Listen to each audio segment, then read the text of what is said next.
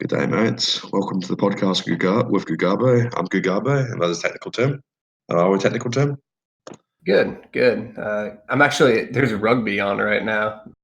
Like, I never watched it, but I know you're into that, so. I'm not so much into it these days, but yeah, it's pretty decent. England destroying USA, but what do you expect? Yeah. This is live, right? Yeah. Yeah. All right. So let's focus on to a quick recap of UFC on ESPN plus 17, Rodriguez versus Stevens, and then on to UFC Copenhagen. Yeah. So, how do you find the last card? I pushed, but I have like 3 open parlays that play at plus money that can be closed out with kind of big favorites, so I consider it a pretty good success. But I thought it was a decent card. It was kind of fun, there's some fun fights. Yeah, I think I lost like 0.7 units tracked, so probably up like 1.5 untracked. So kind of nothingness of a card, but yeah, it was amazingly fun stuff. Yeah. Craig KO, never forget. Yeah. That was fucked. Anyway, Marcos Mariano showed to have sub-white belts jiu-jitsu again. That's just that's just disgusting how bad he is at jiu-jitsu, isn't it? Like how? Yeah, he's right up there with like probably the worst combination of wrestling and jiu-jitsu in the sport. Yeah, he's a professional athlete and all that. You think he'd attended something, he'd tried something, but apparently not. Yeah. Beth Kahea versus Eubanks. Kahea winning this by pure aggression and just cardio and meanness. It was definitely a possibility coming into it. Honestly, kind of annoyed because I do enjoy Eubanks as like a fighter and she's quite well rounded for a woman. It's just her cardio gives out. Like I think just from a sort of divisional point of view, it'd be better off if Eubanks had won that fight. But oh well. Yeah, for sure. It just shows kind of the importance of what cardio and volume can do, because that's like really all Beth kind of had and the advantages. She could throw a decent right hand though, and she just picked up the later 2 rounds because Eubanks kind of gassed out after kind of dominating her in round 1 and going for the finish. But Beth is tough. I'm interested in Beth versus like an Aspen Ladd or something, because I don't know if Aspen can get her down, and then Beth would piece her up standing, like in kind of. Yeah, definitely. Beth could honestly beat a bunch of relatively decent for women's bantamweight women. Like we're just looking for the rankings at women's 135. Like even Pennington or something, I could see Beth beating her. I think she had a split with Pennington already.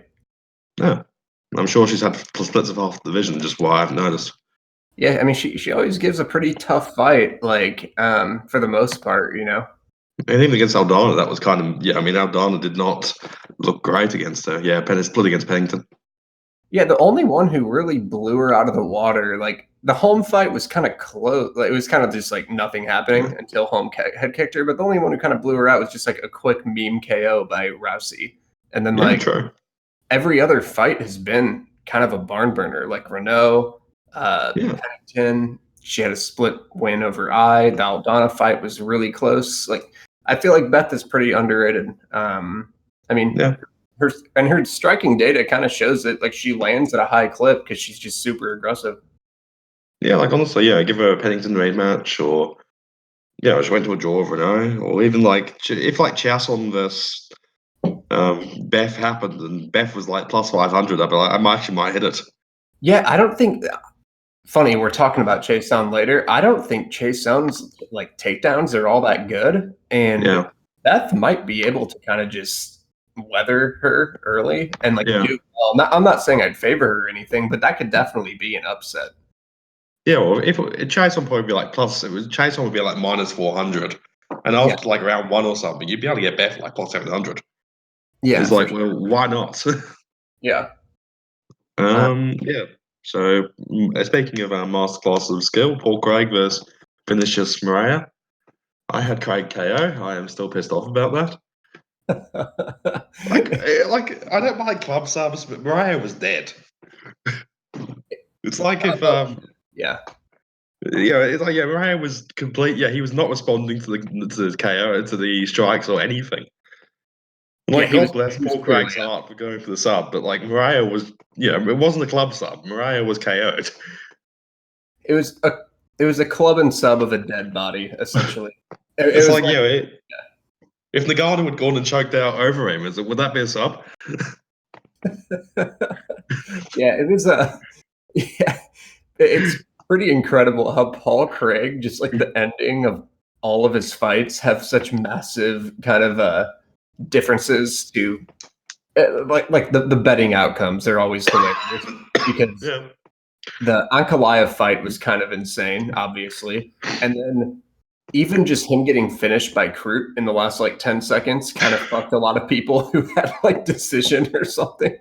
Yeah, I had quite a bit on Kroot decision. That was fucked. It was like plus 500. It was so annoying. To be fair, this wasn't really Craig's fault. It's like the ref should have just stopped in. Or the other ones was kind of, it was like Craig was the cause and effect of each kind of random outcome happening. But yeah. Oh well. I mean, Craig still did go. Craig could have just kept punching him. Yeah. You didn't have to go for the rear naked choke. Pettis versus Nam. That kind of went as everybody expected. Like, Nam made kind of an account for you. Nam didn't get completely blown out the water, but he just kind of just lost at the same game plan. Yeah, it's kind of one of those things. It's like Nam just kind of has to land big shots to either get a KO or just kind of swing rounds. And Sergio, I feel like Sergio, his striking data, like, cause he I don't know, he doesn't get the big finishes or anything, and he's not too flashy, but he's super hard to hit, and it kind of showed in this fight because he pretty much outstrikes everybody if it stays a striking fight, and his ratio is like 2-1, and that kind of happened here. So I'd be really interested in playing him versus like a Kai Kara France because I think the odds would be extremely close. But I don't know, just first like good strikers, I feel like where Pettis, you could probably get him around even money. I'd be willing to play him a lot because he's just really hard to hit. Yeah, definitely. And he has enough hustle where he's not he doesn't drop rounds for no reason. Yeah, unless if you're like a wrestler or something. But but striking though, he's always been fairly good at just finding ways of winning rounds. Exactly. Yeah. Hill versus Cannonier. I had Hill, and I wasn't like ecstatic about this pick in hindsight. Yeah, I think it was a fine pick. Like I agreed with Hill, kind of just like I thought she was gonna win, but I always just get hesitant with her in the minus 150 range because she has to kind of outstrike you to win. And in women's MMA fights, just like meme splits happen, you know? Yeah. But yeah, I thought it was just a close fight. Like I thought Hill won the first round. I thought the second round was close, and the third round was like also close until the doctor stoppage. Yeah, pretty much. Like, I believe it was 1-1 essentially on the cards going into the third. I know some people were live betting it and adding to Hill, and they were like happily going in at minus 300 after round 2 because they felt she was up 2-0. And like I hedged. I hedged because I was like, I did not feel comfortable with Hill at minus 140 after the second round. And I could hedge out for like, I think 20%, 30% guaranteed profit. So, in that situation, you're always going to have, I'd always have the profit. Yeah, it was 1-1 too, like on the judges' scorecards. They released them, and it was 1-1. Yeah. Yeah, and that cut was very low percentage. Like, I had this is kind of hilarious. I had just like a parlay of a few fights, and this would have paid out plus money of it going to the cards. Of course, the doctor stoppage, like the meme elbow cut kind of happened, but I just got inundated there, you know. I kind of got fortunate later on the Askarov draw, so kind of is what it is. Yeah. Yeah, because I felt coming into round 3, that was a 50-50. Yeah, I mean, every round was pretty much even on the striking numbers, or Hill was up by like 2 strikes, but you kind of had Ariane going forward, and her cardio looked kind of very PED enhanced. So it was just a close fight. It looked like. I do think Hill was the rightful favorite. She seemed to have a big advantage in the clinch, especially. She was kind of landing a lot of stuff there. But I feel like the line was just kind of accurate, like Hill minus 140 or something, or or 130, like right around there. Well, my thing is Cannonier was striking in these like 3-4 hook combinations, missing most of them, and Hill's counters were very short as well up the middle. So I was like, the other judges just going to favour the motion. Yeah. Like Cannonier looked like she was doing a lot more, despite the fact that practically she was doing less. But yeah, she was throwing her whole body into it and all that.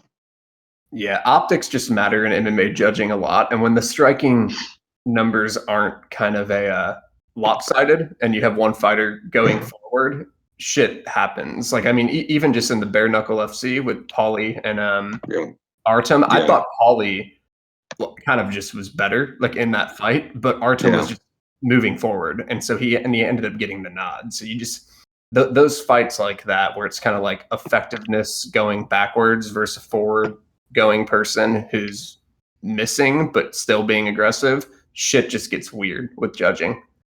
Yeah, Pickering's like Paulie's body language in that fight particularly was just not great. So like he was barely being hit, but because every time Lobov would come in with these big flurries, Paulie would just kind of backstep and cringe and like sort of cringe away from it. It looked bad. Yeah, that's what I found.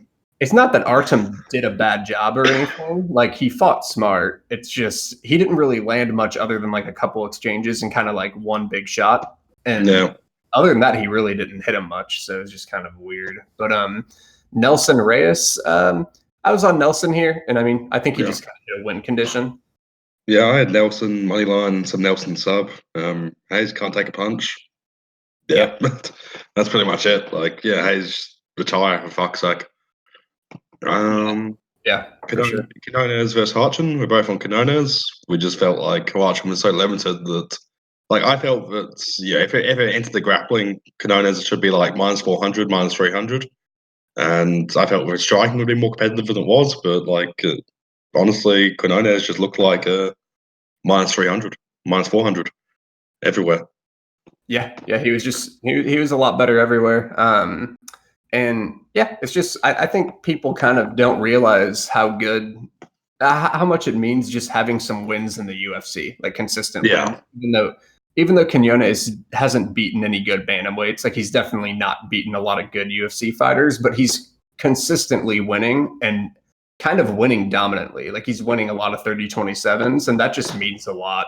And just having like, I thought Huachin kind of got graded on a curve on that Barcelos fight too. Like, I didn't think Barcelos isn't really an amazing striker. That's the thing. Like, he's kind of like a grappler. And so Huachin kind of had a competitive round striking, and that's really it. And then Barcelos kind of just killed him whenever he decided to kind of, whenever he got on top. He got a knockdown and then got on top. So yeah, I agree with that. Like, Barcelos just kind of gave Huachin space to do his thing. Like, Huachin has okay hands if you sit in the pocket with him, but he has no real tools to force the pocket. He's not particularly aggressive. He just isn't. There's just not much of a functional game there. He's like an upper tier, decent regional guy, and a low, like, kind of just like not really UFC level yet, but he's kind of like pushing at that level. But that's really it. Where like Cannonier is actually pretty good. Yeah, he's a decent regional guy from a country which doesn't wrestle. Exactly. Yeah. Like, the wrestling is just the wrestling provides a lot more shape to the MMA sort of metagame. A guy like Huachin just kind of ends up getting stuck, just not being able to really dictate which phase he wants to be in. Whilst if he was fighting in the regionals as his home country, he can just kind of walk forward and box because people wouldn't double him in that. Yeah. But that's what it is. Bravo versus Peterson. I hit Peterson live before he killed Bravo. I wasn't expecting Peterson to do that, but like, did a great knockout. But like, Bravo definitely dumped pretty much everything in the first round. Yeah, I mean, I think if Bravo kind of just conserved his energy more, I think he could win. Like, it looked pretty. It just kind of looked like a brawl, like I expected. Peterson's historically tough. Like, I got Peterson, I think, +300 after round one, and like somebody got +900 on the RT. And you can see Bravo was slowing down, but if Bravo, instead of trying to put out 100 more strikes in the first round, had just paced himself, put out 15 more strikes around, he'd been fine. I tried hitting Peterson live and I missed the line. Like I entered it and I was like a second late, so I was kind of like mad. But I'm glad you and other people cashed out because Bravo just he threw like a ridiculous amount of strikes in round one. It was just he wasn't really going to keep that up, and Peterson won't go away. Yeah, pretty much. Like I felt the knockout itself was a bit mean, but yeah, it was spectacular. Yeah, definitely mean, but definitely like probably like up there with KO of the year. I thought. Oh, it was incredible. Yeah, it was like legit top 3. Yeah, but especially when it happened live, just like in real time, it was pretty crazy. Like how fast it happened, and it was pretty brutal. Yeah, it was completely out of nowhere too, because it was like pretty competitive and then just died. Yeah, for sure. Oh well, it was good. Yeah, that was a good fight.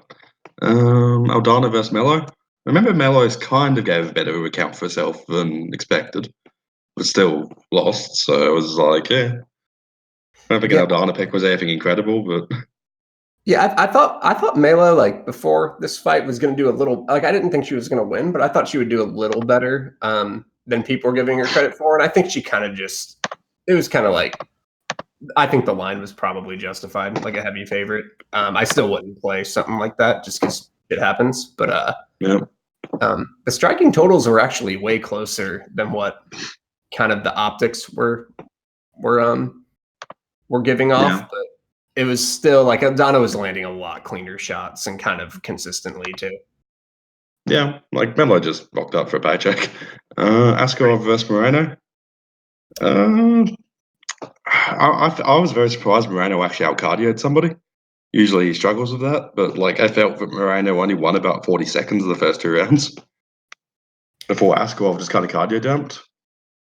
Yeah, I think like historically, I kind of did a video on this. I think historically how judges usually judge fights that I thought Moreno was going to get all 3 rounds. But I think just like if you take recency bias out, those first 2 rounds, I don't think it's out of the question to give to Askarov, you know? Yeah.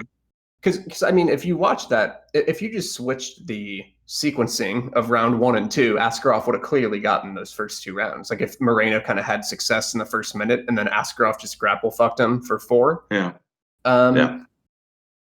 So it's just kind of like a round sequencing benefit, I feel. But with how judges usually score fights, I was really surprised Moreno didn't get the decision.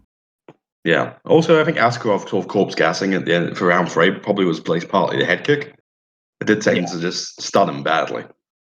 Yeah. Like Moreno, like as I sort of said pre-fight, Moreno was very dangerous at moments, but he's just not a minutes fighter. Yeah.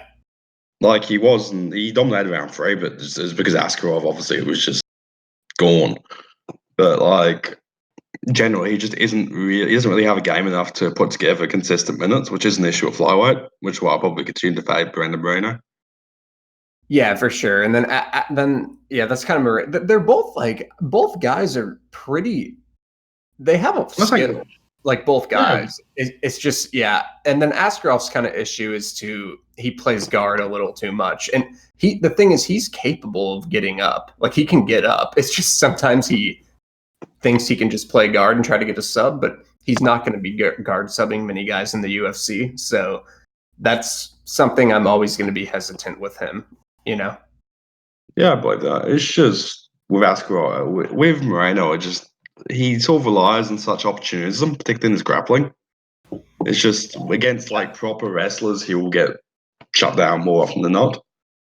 Yeah. I also think like one other thing, and it kind of will happen next fight. I feel like like even guys who look decent on regionals, like Askarov or Joaquin, I feel like it's a constant theme of their striking looking way worse when they get to the UFC compared to regionals. Because like Joaquin, I think I talked to you before the fight. I actually thought Cannonier was going to outstrike him. Like I thought it was like way more competitive than just Joaquin will outbox him type of thing. Yeah. And then this fight though, I actually thought Askarov would have a striking advantage, and I think it was a combination of he kind of underperformed his tape because that just happens a lot when you get to the UFC. And B, I think he just was so committed to the wrestling. He kind of was defenseless on the feet because he didn't really he wasn't kind of committed to strike. He was just kind of like tired and going for takedowns the entire time. So Moreno was kind of like landing on him.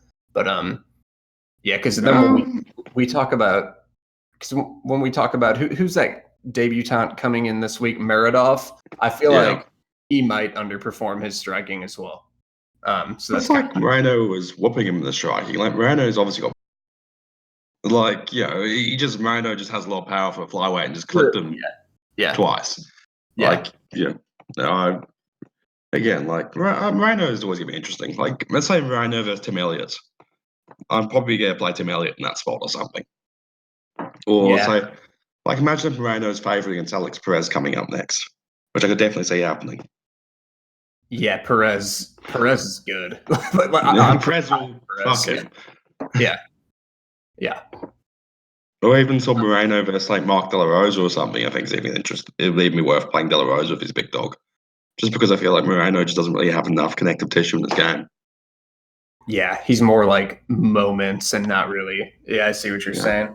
And then going to a women's fight, we got to shout out. We need to shout out to like WMMA because all three of those fights were fun. Esparza Grasso, the Eubanks Correa fight was fun too, and Hill Ariane. Like all three fights were really good.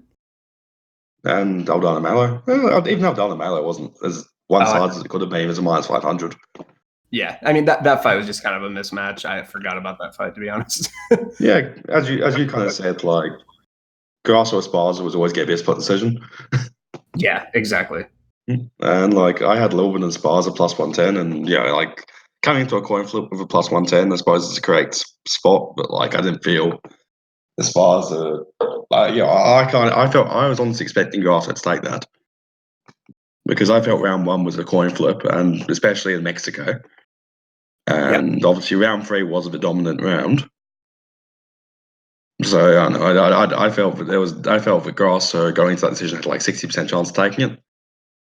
Yeah, when you adjust for Mexico, I kind of think so. But it's funny. Like I think you can give Grasso a 10-8, so like it could be a draw for sure. Yeah. Because like I tend to think 10-8 should be given out because that round was just a complete beating.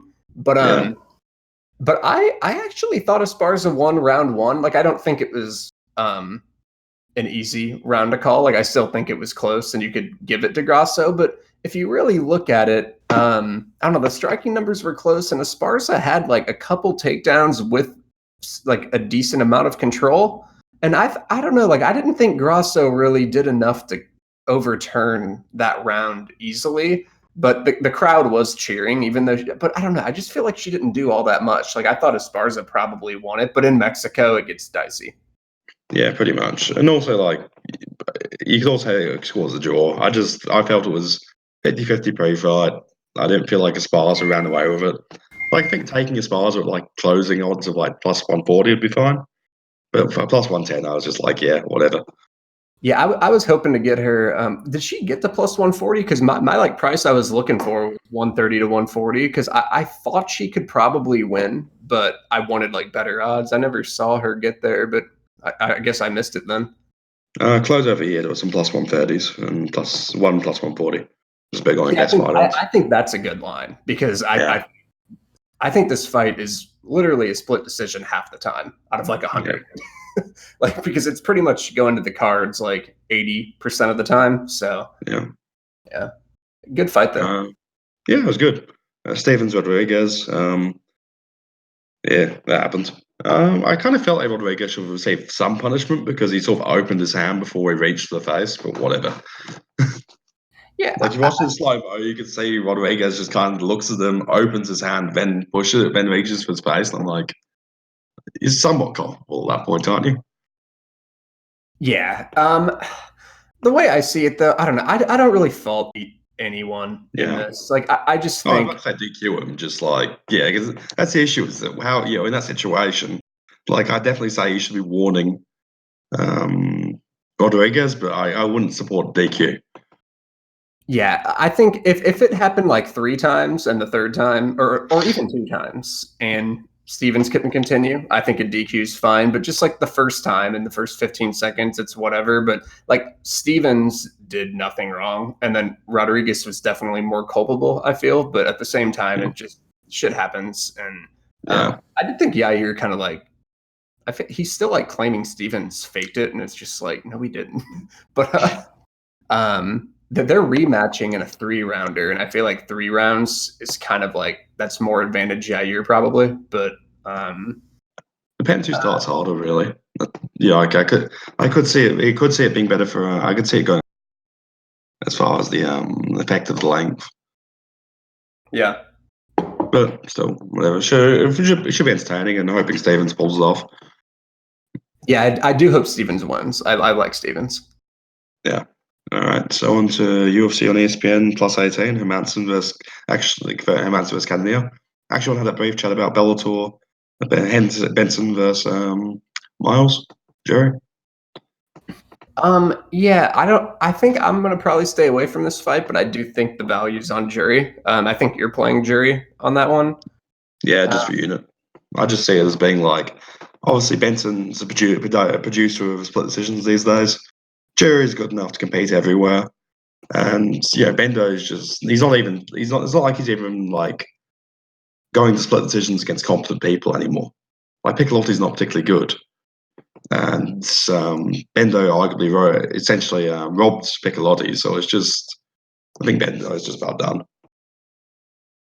Yeah, I understand the play. I don't have I didn't tape it though, so I don't think I can like add much to this, but like Bendo, he just has close fights with a lot of people, so because like he's not always throwing all that much, and I don't think he can completely out grapple Jury either. So yeah, and also like Bendo is like since he went to Bellator, he's only really got one non-meme win. Like Piccolotti was a very dubious decision. Sardawad he won. Huerta is Roger Huerta in 2018. Who cares? Yeah. Chandler and Frey just beat him. Patrice, the other Pitbull, was a non-contact leg injury. Yeah, it's just Koreshkov beat him up. Yeah, it's not like he hasn't looked good in years, really. Even Sardawad just looked off. Yeah. I'm expecting to lose a split decision with my plus 200, but yeah, it's gonna be a split win for Bendo. Like it'll be 2 29-28s for both guys, and then it will be a 30-27 Bendo. Yep. And then I have a play on Archuleta at plus 135 or something. Yep. I think he's still around that range. I think the line might be coming in a little bit, but plus 120.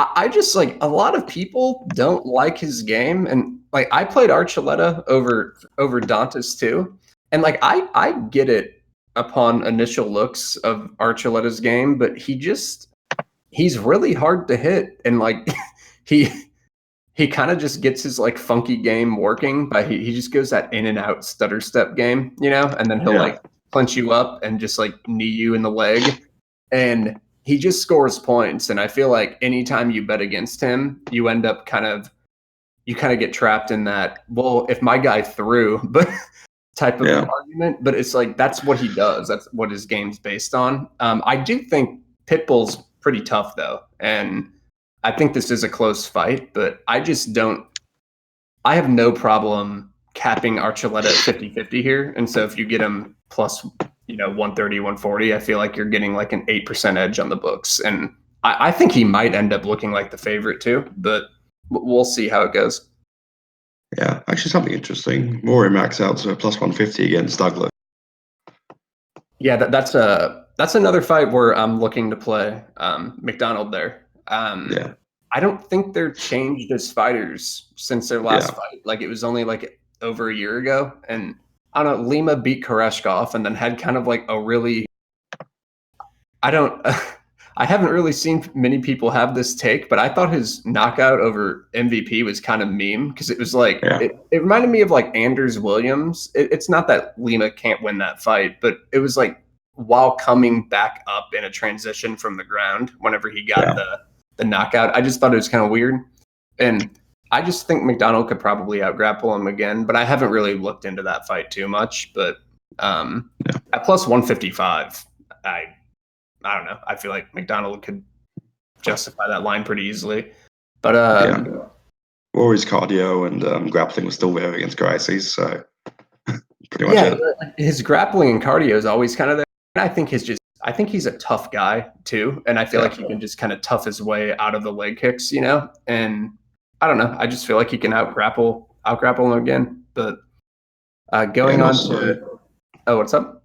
People still kind of give Rory too much shit for that close fight with Fitch. Like, it's a totally different style. Yeah, especially it's fucking John Fitch. Like, he is legitimately one of the toughest men in the sports history. And John Fitch with open medicine cabinet is just very difficult to beat in a wrestling match.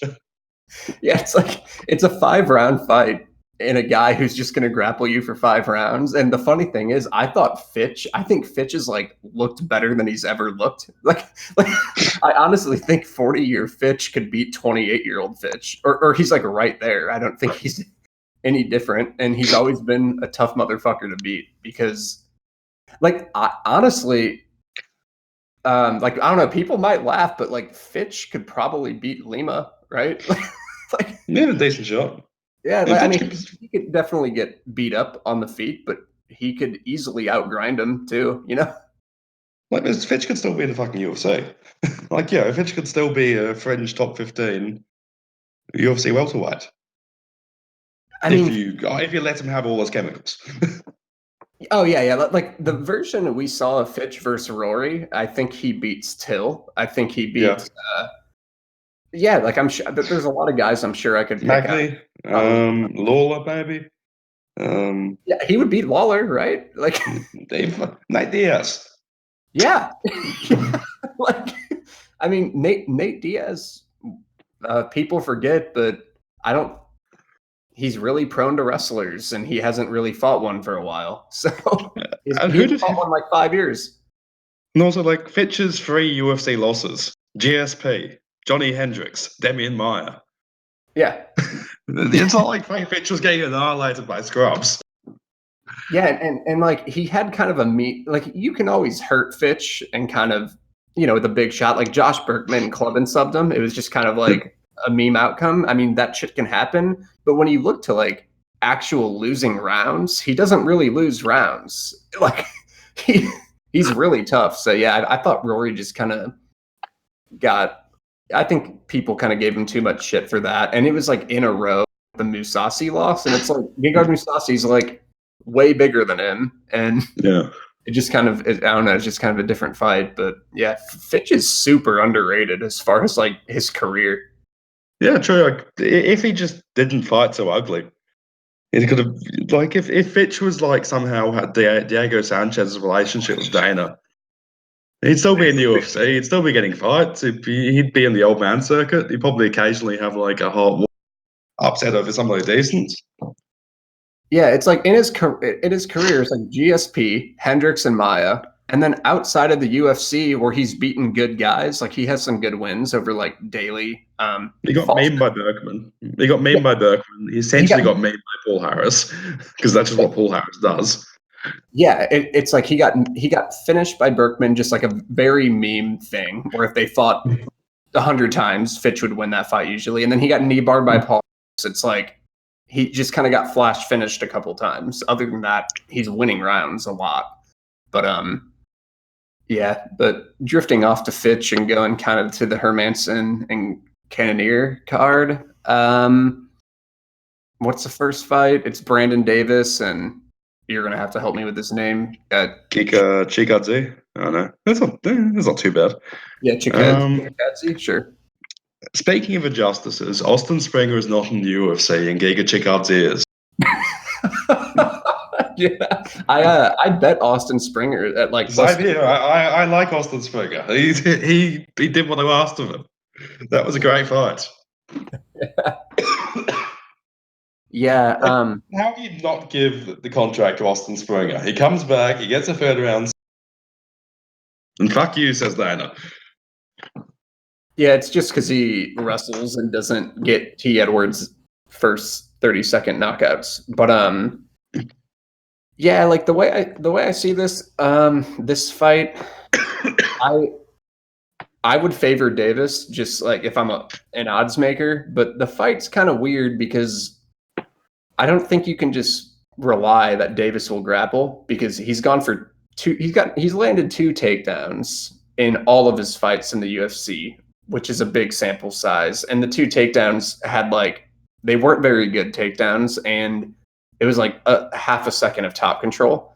And he just doesn't really look like a wrestler. So I just feel like there's a big chance this turns into a striking fight where things could be super competitive. So I think it kind of just makes this fight a little weird. Yeah, and Davis just doesn't really seem like much of a fight IQ paragon. Like, remember that last Davis versus Kang fight? I think I had Davis' decision, and Davis just did dumb shit. Like, I could just see, I see Davis is going to do the Eddie Wineland thing, where there's an obvious path to victory against an almost pure striker, but because he usually strikes, he will refuse to grapple. Yeah, It's like there's a mental disease certain UFC fighters have where they go, all right, I better grapple this dude, but because my identity is as a striker, I yeah, will refuse to grapple with this pure striker. I've had people talk to me privately about this fight, and they're just like, Davis wouldn't be stupid enough to strike with him. And it's like, dude, he's landed like 0.4 or 0.3 takedowns per 15 minutes in his entire career. Like he very well might. I mean, the numbers show he's probably going to strike, and I don't know. I just feel like you could just run into his. There's a chance he grapples, but it's not a huge chance, you know. But yeah, Davis. But Davis could win just like an MMA kick fight too. So yeah, definitely. It's like Chikadze, some insane kickboxer. yeah, Let's just hope Austin Springer gets the UFC call up. yeah. Austin Springer is going to be the bantam featherweight champion of the world. Yeah. Like, I'm a very big mark for Austin Springer. He died for our sentence. Seem to really like him. Yeah, He won me money as like a huge dog, so I like him too. Yeah, well, why wouldn't you like him? He was a strange Darren Elkins motherfucker who came in and choked the. Yeah. He's a huge dog. Yeah. And the UFC always needs more Darren Elkins. But yeah, no play there. But Shore Hernandez. I picked up a bunch of Shaw at minus 140 because like people kept telling me that would come down. I've since done tape. I'm not hugely enthused by either of these guys, so I'm just going to hedge off because I'm a coward. I'm playing like a moderate play on Shore, nothing huge, but I just think Shore. I just think Shore's kind of he's way better on the floor, and unlike Brandon Davis, he actually attempts takedowns all the time. So whenever I see like a ground advantage, kind of like Cannonier watching last week, I just want to see a lot of takedown attempts, you know, and kind of what Shore does. So I am fine playing him, and I even think on the feet, I don't think he's outmatched either. A lot of people kind of seem to think Hernandez has like a big striking edge. I tend to not think that. I think it's like competitive. And I think Shore kind of his stats in Cage Warriors are really good too. Like he just throws a lot. I know regional fights can look a little different, but and also Hernandez in his last fight against Marlon Vera, I feel like he's also kind of like Joaquin last week is being graded on a curve a little bit where particularly Marlon Vera, who will lose the first 8 minutes of a fight. Just like if you're going to judge anybody for being like more successful than expected, don't do it against Marlon Vera. Marlon Vera has made Guido Canetti. Let's get the list going. Yeah. Marlon Vera made Guido Canetti look good, made Luigi Buren look good, made Guang Yo Ning look good. Yeah. It's a clear Marlon Vera defect. He made Davey Grant look good. Yeah, I mean, Marlon Vera's strikes are terrible, and he has a negative striking ratio. So I don't see why people are freaking out. And also, like, if you dig deeper into that fight, it's funny because on the feet, Hernandez only landed like 12 strikes. They were mostly ground strikes where he was losing the fight, and then Vera went for a mounted armbar like an idiot. And Jack Shore's not going to go for a mounted armbar and lose position. And then Hernandez just kind of landed a bunch of ground and pound, and he's at a grappling disadvantage here anyway. And then also he only landed he landed only just like a handful of strikes. There weren't a lot. And most of them are leg kicks, and Jack Shore is really good at catching leg kicks. So I just feel like there is a volume edge here, and there's just the patterns I see in their games. I think this is going to go to the floor at some point too. I just think the numbers kind of show it, and just the styles show it as well. But I wouldn't go huge on it either. But I tend to think Shore is going to kind of dominate him. But yeah, makes sense. Venata, Jacasey, I missed the early line, which I'm kind of mad about. I would have played Jacasey around -115. I got -110, -150, too much of a mess. I'm actually happy if this is late enough in the card. It will be live betting, so that's good.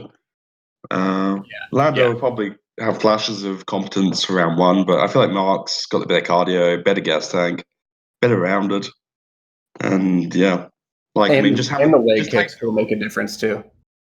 Just hit fight ends by draw, easy. Yeah, all Lando fights like that. If Jacasey jumps to that leg kick like Close did super early, I think he's going to kind of dominate Lando.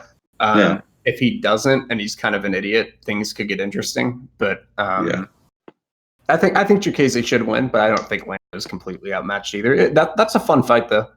Yeah, I think it will be crazy. There'll be some stupid moments. Like, I'm pretty confident Jacasey takes round 3 regardless. So like Venata just throws everything everywhere. But if Venata just came out and would not be that shocked.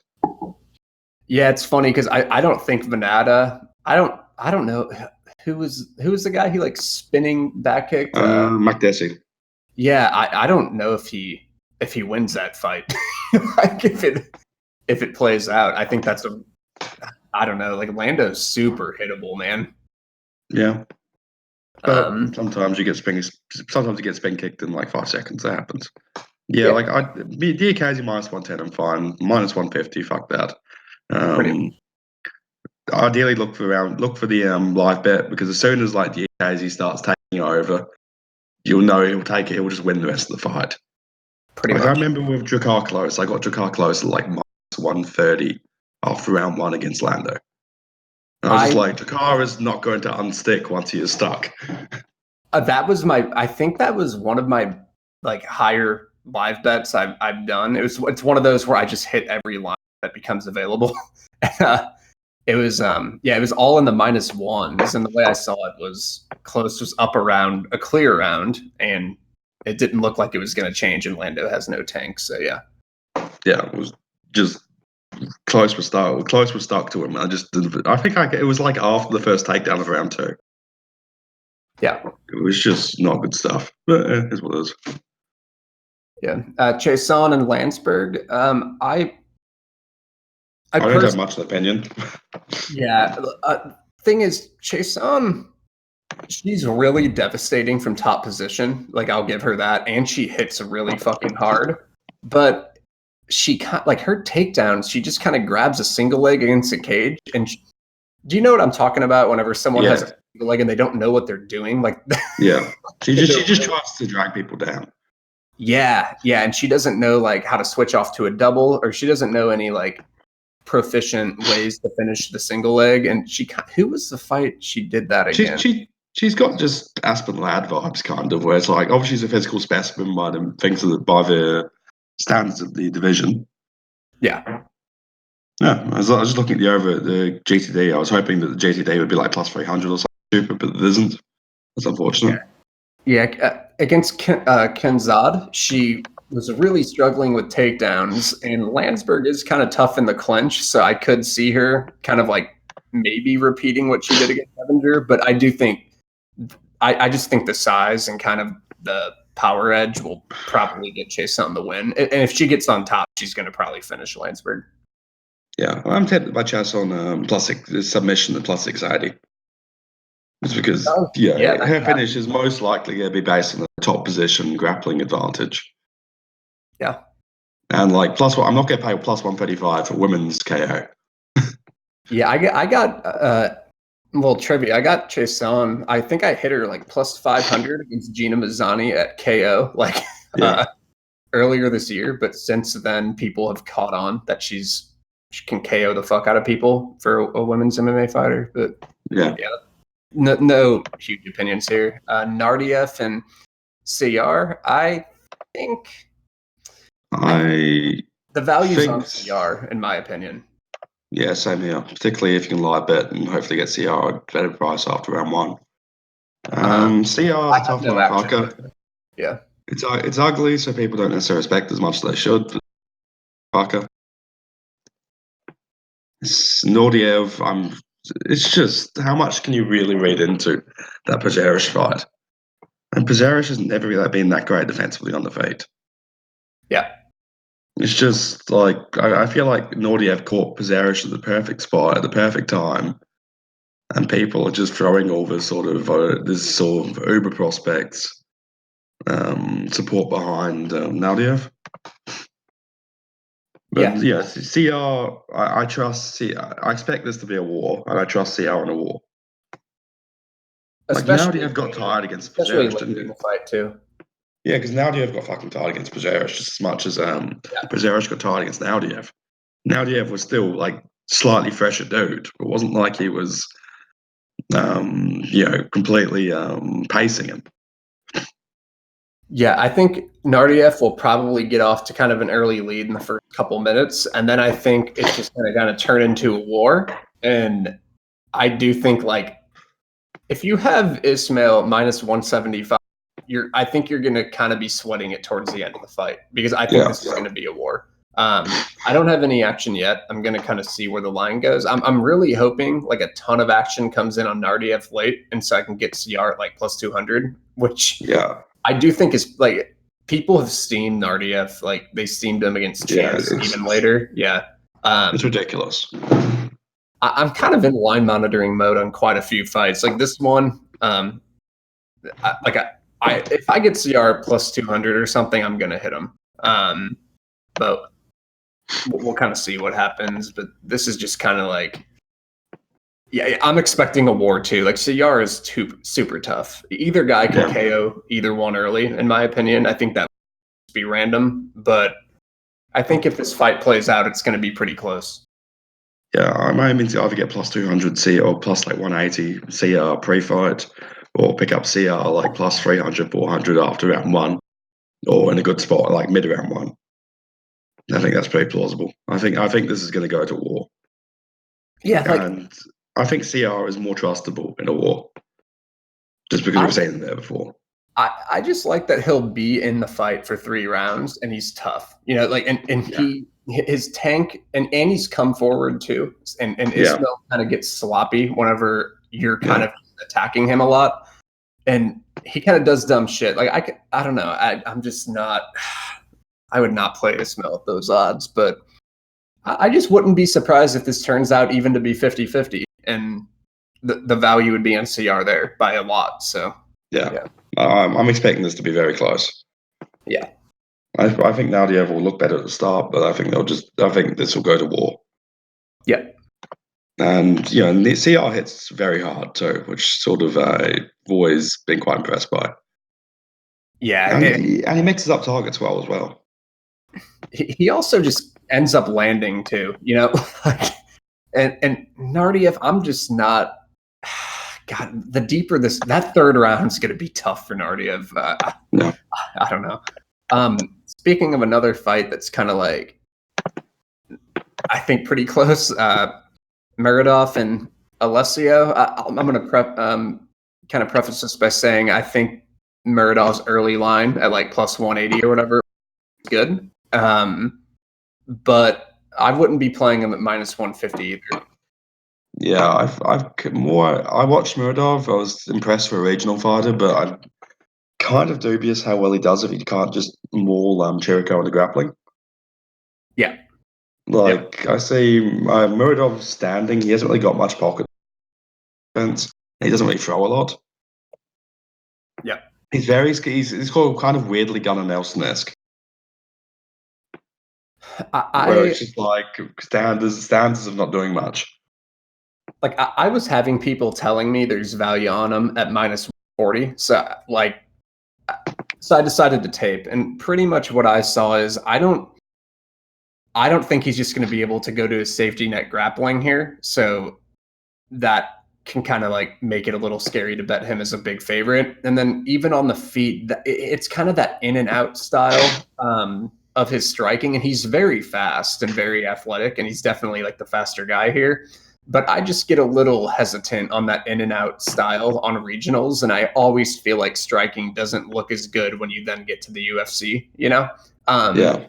If he landed a big shot and just KO'd Alessio, I would just kind of be like, okay. But I just feel like I had even seen in some of his regional fights where he can't really get the grappling going and he doesn't put someone away right away, that it gets a little bit of a dirtier fight, you know, and it kind of just like a little messier of a fight kind of in close quarters. And I could just see this kind of being grindy and pretty close, you know? Yeah, definitely. And like Chirico is tough. Chirico will not break. I trust Chirico more down the stretch. Yeah. And also, you don't know. I have no action on it, and I'm looking to live bet it as well because I think there could be a pivot here. You know. Yeah, I've got like unit on Chirico at plus 125. They get the best price, but I'm getting fade debutants when they're favourites. It's like Chirico is not blowing anybody away, but he's not awful. No, I mean he won a fight against Marquez. You know, Marquez is a tough motherfucker. Yeah. I think Marquez is better than this dude. Like, obviously, that was a sort of iffy decision. Yeah. Chirico has competed against pretty much everybody in the UFC apart from when Spice Lee just put guard on them and guard subbed them, which was something that happened. My hesitance is whenever, like, the way I see it is if you're minus 150, I want to see just like constant offense from you to where like you kind of have to be put away. And you kind of like losing a decision. It's like, I understand it's always possible to lose a decision, but I want it to be kind of low. Because if he can't get his grappling going, he's kind of low volume on the feet and he kind of relies on bursts. And I feel like I just don't know if that's a consistent round winning game in a fight like this, you know? So I just get a little hesitant, but I do think at plus 180 or whatever the fuck he opened at was a good play for sure. Yeah, definitely. Alan Amedovski versus John Phillips. This fight's fucking hilarious. Oh God. Anything could happen here. Like I'm personally leaving it. Amedovski subs plus 1,000. Are you serious? Yes. Oh my God. Wait, oh my God. I'm looking best fighter.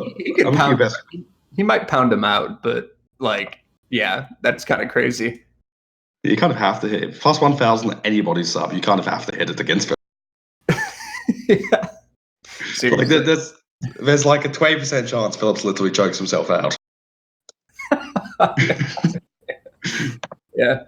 If Phillips just fell over and choked himself out on just his shorts, I'd not be shocked. I think Phillips winning by submission on himself should be plus 1,000. The way I see this fight is I've seen people like enthusiastic about playing Phillips, which I just don't see why like anyone like I mean he can obviously win. This fight's fucking ridiculous, you know?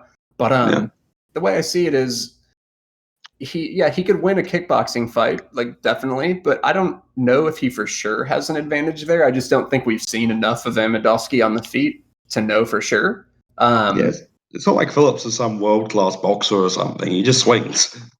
Yeah, he kind of swings and he doesn't even like throw all that much. But like I tend to think he probably will have an advantage of it because usually when we haven't seen someone in like a full out kickboxing fight, I generally like think they won't be all that good there, you know? Because Amidovsky kind of just memes people, you know, like really early. But even there, that's got to be scary if you're betting Phillips. It's like Amidovsky could still probably KO Phillips. I mean, they both could KO each other. And so I don't think we really know exactly what will happen on the feet. I tend to think Phillips would probably win, but I don't know. But then the grappling, we know Phillips won't out grapple Amidovsky. Like we know almost it's like it's very rare you like things are over 90%, but I think there's over a 90% chance that Phillips can out grapple Amidovsky. And Amidovsky, like the one fight that I've seen of him that kind of played out, his grappling wasn't amazing, but it was definitely good enough to beat Phillips. Yeah. And also, like Phillips has been doing this. Phillips has been doing this since 2005. A, how is his grappling that bad? And B, like his chin, he could just have durability. You know, he could come to an end. Phillips was supposed to fight Eric Anders. Wow. I did not know that. Anders would just stand there and not go for a takedown, even though Anders could probably win in like 30 seconds on the floor. Yeah, pretty much. Like I could see Eric Anders losing a very like John Phillips could have been Tim Williams. Yeah, for sure. He could have just randomly got head 20 seconds left in the fight whilst getting up from the ground. Actually, no, John Phillips can't get up from the ground, so that wouldn't happen. Yeah, this fight, God, I'm like honestly tempted to play Amidovsky, but I think I'm just gonna not like play this fight. I do feel like Amidovsky does have the upside here too. Yeah, like, dude, have you seen that fight where he grappled against that? Yeah, like in 2015. Like he showed decent takedowns, and yeah, he wasn't a good grappler, and I actually like talked about how Joko was going to out grapple him really bad, but that's Joko. like, yeah. Joko can fucking grapple his ass off. God, there's a lot of fights where like this fight, the Jacasey fight, where I'm like close to pulling the trigger, but I'm like not quite there, you know? Yeah, that's fair. Speaking of close to pulling the trigger but not quite there, Brazilian Cowboys. Yeah. Like I got Brazilian Cowboy minus 125, but like I opted off of Dalby plus 162. But the other hand, I don't get why Dalby's coming in again. Like obviously Brazilian Cowboy, you can't trust them to do anything, but I do feel like this is a low enough level opportunity, low enough level fighter that Brazilian Cowboy should kill him. I taped this yesterday, and I'm so tempted to play Cowboy, and the coming in, and it's like, fuck, I don't really want to play this fight, but I think he's gonna win. Yeah, Dalby's tough, but it's like Oliveira, dude. He lands so many takedowns against everybody. yeah. But Oliveira's an insane athlete. Yeah, super insane. Yeah, He's just ridiculously cool. He's like essentially Yo Romero. It's insane. Oliveira lands like a lot of takedowns. Kind of like my hesitance on either guy here would be that Dalby kind of, well, he's not very good off his back on getting up all the time, which so Oliveira could just out grapple him. At the same time, though, I do think Oliveira's takedown defense is better, but when he's on his back too, he's kind of like an idiot too, and just he kind of relies on athleticism to get up, and sometimes he can't. And Dalby in fights, especially in his last bloody fight against Ross Houston, if you haven't seen that fight, it's fucking insane. They stopped the fight because there's too much blood. Like they just called it a no contest. But Dalby will get top position. But I think Oliveira should win here. And if this, I'm getting tempted. There's like 4 fights where I'm like, fuck. Yeah. I think it's like not to be purely MMA maths and all that, but just the way that Alex Oliveira dismissed Carlo Pedersoli, and like Dalby's kind of hittable, not the best athlete. Yeah. Like if he just did that to even look at like Alex Oliveira's way. Mike Perry was meme as fuck, but Oliveira had moments first round. Gunnar Nelson got reversed and almost KO'd from back control. Yeah.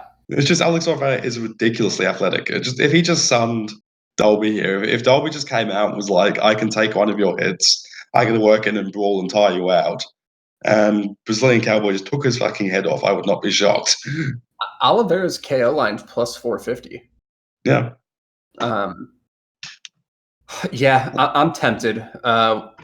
We'll see. Like Oliveira lands so many takedowns. It's just and he should get top position, and he might. I think he's too fast on the feet. Dalby is really tough. Like he won't go away, so that's kind of a thing that's good for him is that he's kind of tenacious and will always kind of be there. But Oliveira might just take his head off in the first 10 seconds too. Yeah, and also like Oliveira's KO line being wider than his submission line makes no sense here. Like most of Alex Oliveira, Brazilian Cowboys subs are club subs. Yeah. Like Carlos Condit was dead when he choked him. Yeah. And even that was amazing. I had Condit sub at plus 2,000 in that fight. I'm still annoyed about. Condit had like a deep rear naked choke in the first round. Yeah. Yeah. Yeah, that was like Condit sub was massively mispriced there. I'm just gonna leave it at that. Like Brazilian Cowboys are those people where like the books seem to think he can actually grapple, when like he's just weird meme shit. He can like positionally grapple, kind of, but he also like a lot of it's on athleticism, so there's kind of holes if you have technique. But next fight, OSP and Olegzaychuk. I don't know if I'm saying that right, but Just say Lord. Okay, Lord versus OSP. I think Lord should be like. I agree that he should kind of be favored just because OSP gasses and there's a huge kind of busyness type of advantage here. OSP, I think he just kind of he could bully sub him with kind of size. I think that's possible. And just like a KO could always happen. I do think a thing I saw on Lord's tape is he keeps a super high guard to protect his head. So I do think like the KO may not be there at as high of a percentage as it could be at light heavyweight. Like, and I did look at Lord's kind of just like grappling tape from a while ago when he's off his back. He's actually decently technical on the floor. Like he can get up and he has a guard. So I don't know if the sub will be there either. Like I'm not saying it's a shoe-in that Lord wins, but I do think like where OSP can win, I think Lord kind of has answers for. But yeah, like I think he'll probably put OSP away personally, but I know Lord a lot. So my plays here more about over. I've got bid on the over 1.5, bid on Lord on Oleg decision. It's just I feel like Oleg's power has been a bit overrated by his last 2 wins. Volante was kind of a main body shot, and like Antikulov fought like he'd parked his car in the disabled spot. Like Antikulov just sprints across. He was like Captain Garner against Rousey. Yeah. Those OSP can take a punch. I don't think Oleg's a massive hitter. And like, I'm expecting Oleg to just generally do more, but it's Oleg decision that Oleg like KO. Yeah, I think the finish might come like later, but just because of the kind of like busyness, and I think he tends to just have like a bit of like a cardio edge too.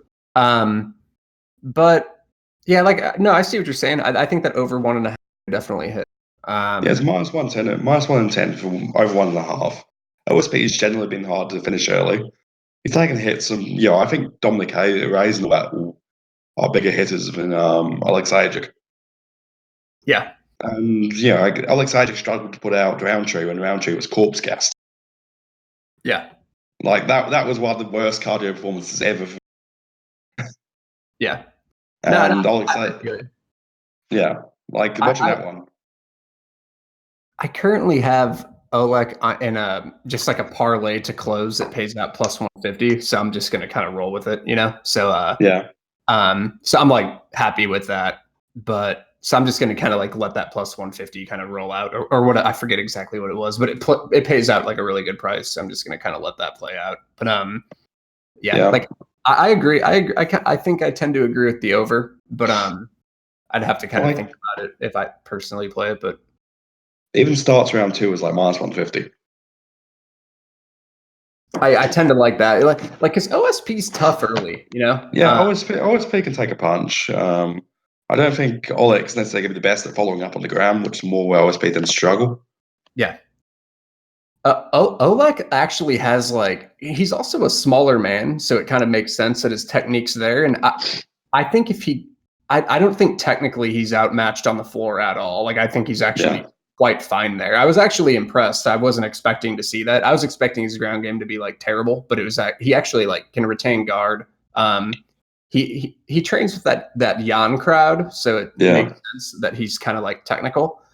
So that's why I don't think OSP just getting an early sub is a huge risk to that fight starts round 2. And I see what you're saying about OSP, you know, Oleg kind of maybe having overrated power, but I think it would be maybe a durability finish. Like it could still happen though, an early KO. Yeah. Well, definitely, like heavy hands. Yeah. Like heavy hands earlier today essentially said that Oleg Sajic is a mediocre middleweight at light.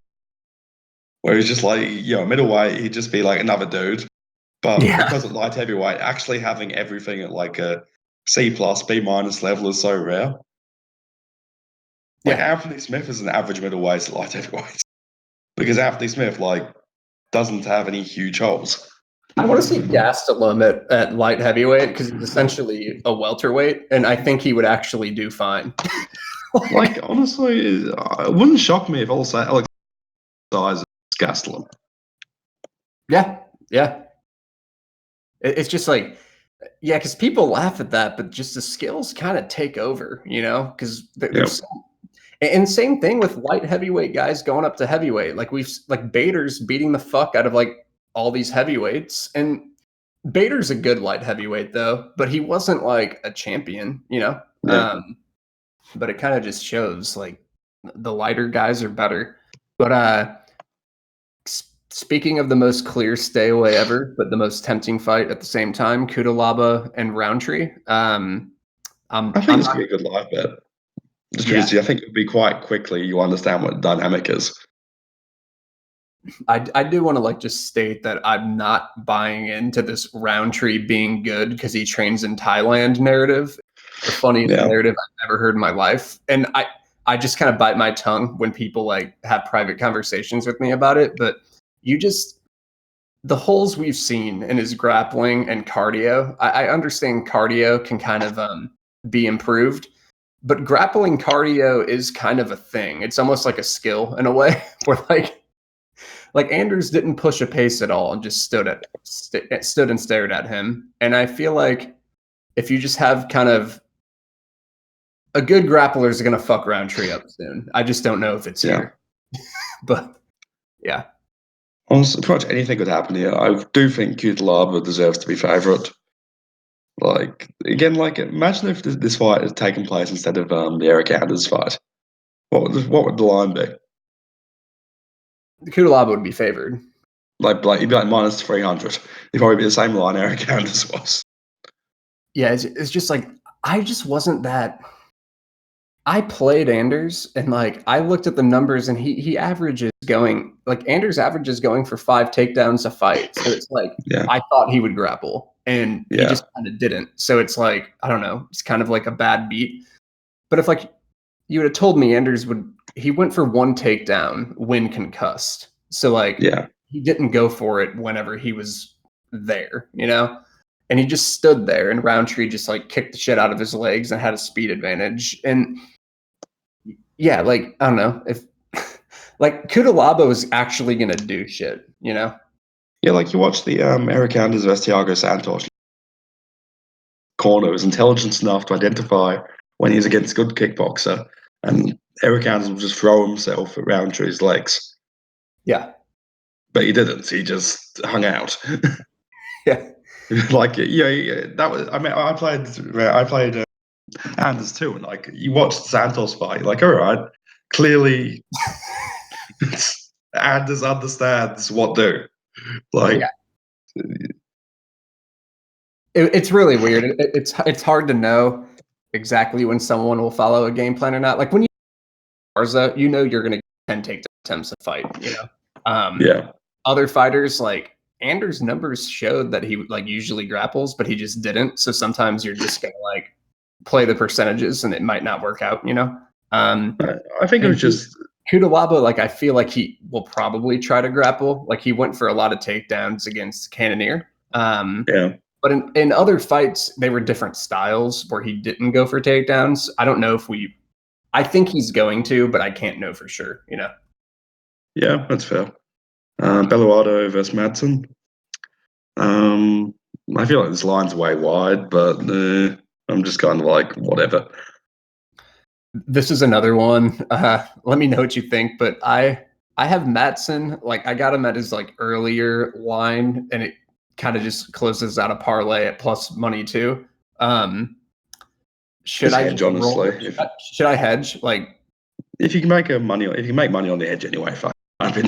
I can make like big money either way, like you know, like with the hedge. So I probably might just do that. But I the way I see it is Beluardo's not that bad of a grappler, and his last fight was kind of weird, where he kind of just lost wrist control. Like I rewatched that fight. That was fucking bizarre.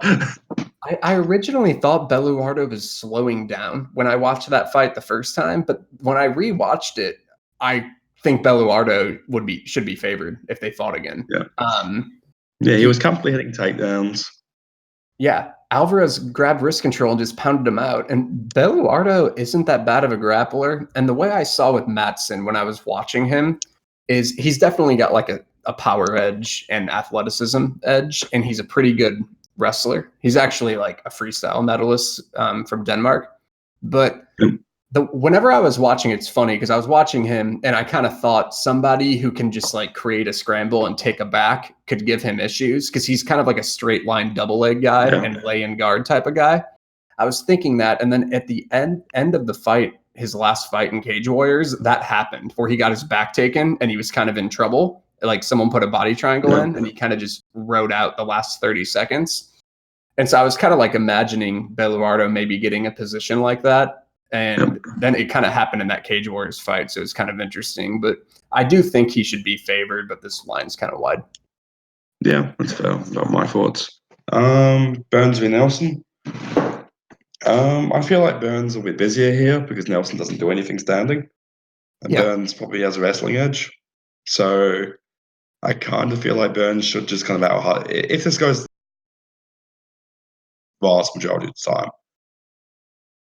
Yeah. Have you seen the no scorecards line? The no scorecards price? Nelson's plus 155. No scorecards. Oh wow. Yeah. Like I'm literally hedging Burns money line with that. Yeah. Yeah, the way I see it is I think Burns has I think Burns is a better striker because like Nelson throws less than 2 strikes per minute. He doesn't throw strikes. Burns isn't super busy, but he's busier on the feet than Nelson. And I think he's also just kind of faster as well. Nelson's got some pop though, so that could always happen. And the way I see it is I think the winner of the grappling will be the one who's on top position because Nelson's good on top, but he sucks off his back. And we've kind of seen that in numerous fights. And if Burns just comes out and offensively wrestles, he doesn't. I think he'll just kind of get top position and be okay. But I am worried if Nelson kind of like toughs it out and gets on top, if Burns is tired late, then shit could get interesting. Because like Burns, even against Prazeres, whenever it kind of dragged out, doing like the typical jiu-jitsu thing of flopping to his back and shit, which could get bad. But if this fight almost reminds me of Esparza Virna Jandiroba, where it was like whoever started wrestling first and getting top position was the one winning. But Burns has a better double leg for sure. And Yeah. Nelson might have a bit of an advantage when they start clenching up in wrestling. That's where he's kind of like a little better. But in open space, Burns can get that double for sure. So that's kind of the way I see it. I see it as pretty competitive, but I lean Burns. Yeah, about the same. Not huge on I- this on the money I got line. Burns at -110, so I'm a bit happy. I'm a bit happy with that. I'm hedging my Burns -110 with Nelson no scorecards. Yeah. Like essentially, it works out. If Burns finishes, I make like half a unit. Burns decision, I make like 1.8, and if Nelson finishes, I make like Nelson finishes like breaks even. So really, it's just unless Nelson decision is the only real lose condition for me there, and I'm confident. I feel like Burns will do more. Yeah, I think that's a reasonable way to play the fight. Dude, there's like this is like probably the only card I have like 5 money lines I'm interested in, but I'm not like the price is just a little too steep where I don't want to play Burns at -140, but if he was like -110, I would have played him. That's like a 6% difference right there. So it's like, fuck. But yeah, I think we kind of covered the fight for the most part. And then Hermansson Cannonier, it's another one. I don't have action. I think this is a difference. Cannonier, first of all, his ground game, it's almost in that Darren Stewart space where his get-ups and shit are kind of underrated. Yeah. Like, and just the way Hermansson grapples it's not the most positionally sound. Like he just goes for shit. I could see Hermansson. Like I could see a takedown happening. Cannonier tries getting up, and Hermansson just jumps the stupid guillotine. Well, other people wouldn't be ballsy enough to go for it, and he gets a tap. Yeah. But on the other hand, I could see like Cannonier getting taken down, and jumps stupid guillotine, and never gets taken down again, and gets knocked the fuck out. It's just like, yeah. Hermansson is defensively void. He just kind of throws himself at people. Like I do like Jack Hermansson. I want to keep going, but I'd take Cannonier at like. I think Cannonier could honestly be favoured here. So I haven't taped. I obviously know both guys like well. The way, yeah, I see what you're saying, and also like Cannonier's striking ratio is really fucking good. Like he actually throws a lot, and a lot of his fights he's been on his back a lot, and he still averages almost 4 strikes per minute. You know, so he throws a lot, and so I don't think like the Jacare that showed up against Hermansson like still probably took 2 rounds, even though he got really fucked up in other rounds. But like Corpse Jacare took. Cannonier now, I hate to say it, is stylistically better than Jacare. Like whenever it goes to go up against Hermansson, because Corpse Jacare took like round 3 or round 4 after and having shit beaten out of him. I don't think Cannonier is going to get that tired, and if you're getting landed on by Corpse Jacare, I think Cannonier hits harder than Jacare at this point and is less likely to be that tired. I feel like it's honestly Hermansson kind of needs that immediate meme sub or like ground and pound advance sort of thing. I feel like he's just too defensively void. I think Cannonier will eventually crack him very hard. What's the distance lines here? GTD is +315 over 1.5 -140 ish. I kind of like the over 1.5. Yeah, I could see it ending all sorts of times and places. Like if Cannonier just hit Hermansson Hermansson can take a punch, but I could see Cannonier deading him quite quickly. Because I just don't trust Hermansson's ability to block punches. He just doesn't seem to have much striking defense. Yeah, he took a beating against Thiago Santos, but on the other hand, he took a beating against Thiago Santos. Yeah. Like Thiago Santos just teed off on him. Yeah. Like Hermansson, like I need to take the grappling because I want to see like the passing opportunities. But I've always really thought Cannonier's get-ups were pretty good, but he will give up position occasionally. But I mean, he survived Glover But he did get past a ton in that fight. But that was also a while ago, and I've seen even improvements since then. But even then, like, he got up, but you can't on the feet.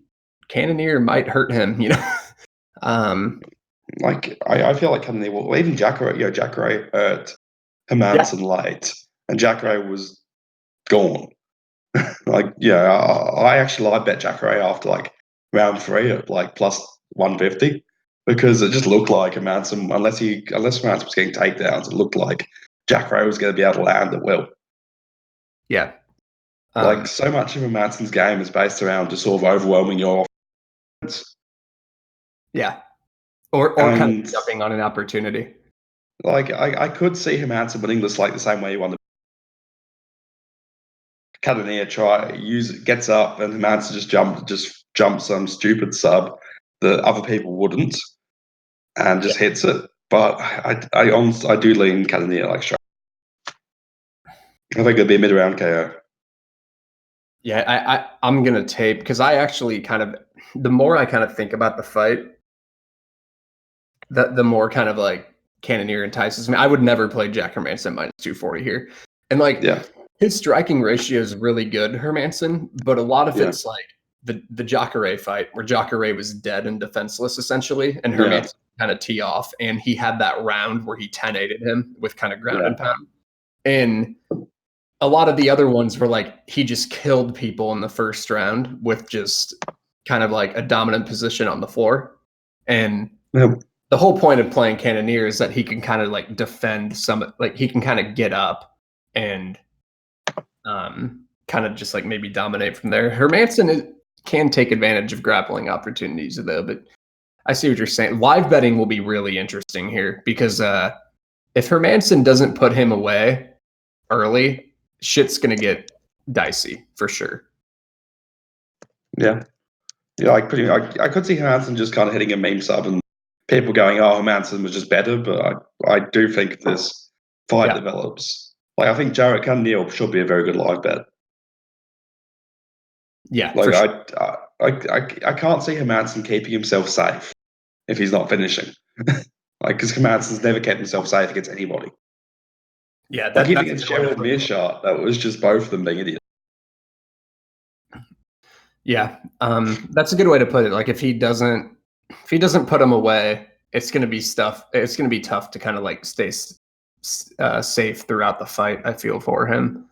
Yeah, I'm gonna look into this, but right now, honestly, my only play is Shore, and then I kind of have like a couple plays that can be closed out in parlays with like Oleg Zajac, and I'm probably going to hedge off the Matson parlay close, but and then you got a few plays, don't you? Most of it's just line. Like, I picked up early lines, so I like the prices I got. Yeah. At current lines, the other things I'd be playing would be Cannonier and Chirico. Yeah, there's like 6 fights I'm considering. I also have Archuleta like 135 or something, but there's like 5 money lines where I'm like really close to pulling the trigger, and I just don't know if I want to deal with them, you know? Yep. Cool. Yeah, and CR is also getting interesting. Like, I think there'll be a bunch of fights where live betting will just be a very good option. Get a very quick feel for the dynamic, and it'll be like sort of thing where as a minute the odds makers haven't quite made up their minds yet, so they're leaving up the pre-fight lines when it will just become very apparent very quickly who's going to win some of these. Yeah. Well, like, you don't even necessarily need to see, like, you just need to see what the decision making is in a lot of these. One thing I was looking at, the because I'm gonna kind of look into some over-unders. I'm like, my like ROI on over-under insane. It's like 40%. Out of like a decent amount of picks too, not just like 20 picks out of like a still a pretty low sample, but decently high. So I'm gonna look into that. But there's so many, like the Jacase, Sayar, Amadovsky, Oliveira, and Burns and Cannonier, all like fights I'm sort of interested in, but I don't have plays yet. Yeah, I can understand that. So probably about time to wrap up. I'll get off soon. Thanks for listening. Yeah. I've been Gugabe, and that's been Technical Tim. Yeah, have a good one, man.